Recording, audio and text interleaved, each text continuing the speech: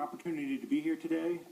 Unfortunately, given time considerations, we received the notice of hearing within the last 2 days. The IRS was unable to prepare written testimony. I would note that I have a very brief statement before I take your questions. First and foremost, as Acting Commissioner, I want to apologize on behalf of the Internal Revenue Service for the mistakes that we made and the poor service we provided. The affected organizations and the American public deserve better. Partisanship, or even the perception of partisanship, has no place at the IRS. It cannot even appear to be a consideration in determining the tax exemption of an organization. I do not believe that partisanship motivated the people who engaged in the practices described in the Treasury Inspector General's report. I've reviewed the Treasury Inspector General's report, and I believe its conclusions are consistent with that. I think that what happened here was that foolish mistakes were made by people trying to be more efficient in their workload selection. The listing described in the report, while intolerable, was a mistake and not an act of partisanship. The agency is moving forward. It has learned its lesson.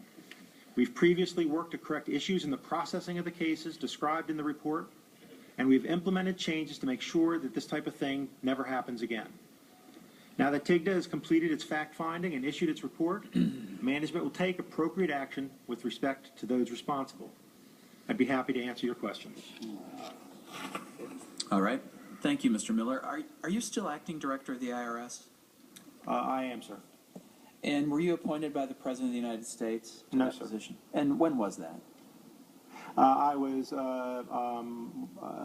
designated as acting in November of 2012. 2012. And if I'm not mistaken, you hold actually two titles, Acting Director of the IRS and also Deputy Commissioner for Services and Enforcement? I do, sir.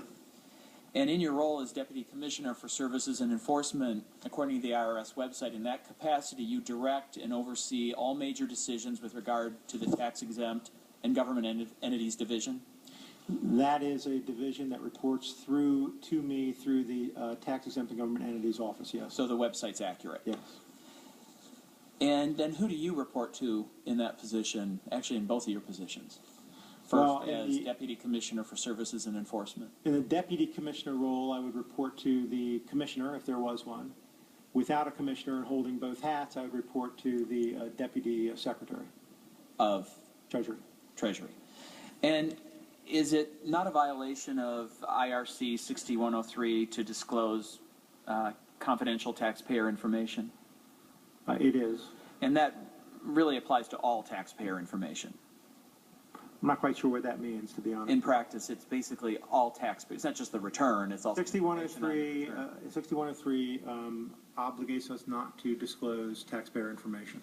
Were you ever made aware in August of 2010 that a White House official in a conference call with reporters disclosed the confidential tax structure of a private company?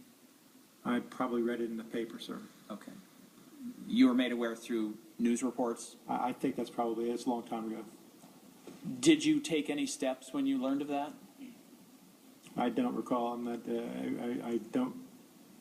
I don't recall. I'll have to go back down there, sir. So you didn't inform the Inspector General of that or your superiors that you recollect? I'm not sure why I would have to notify the superiors. It was in the papers. I don't remember whether we made a referral or I made a referral at that time. All right. According to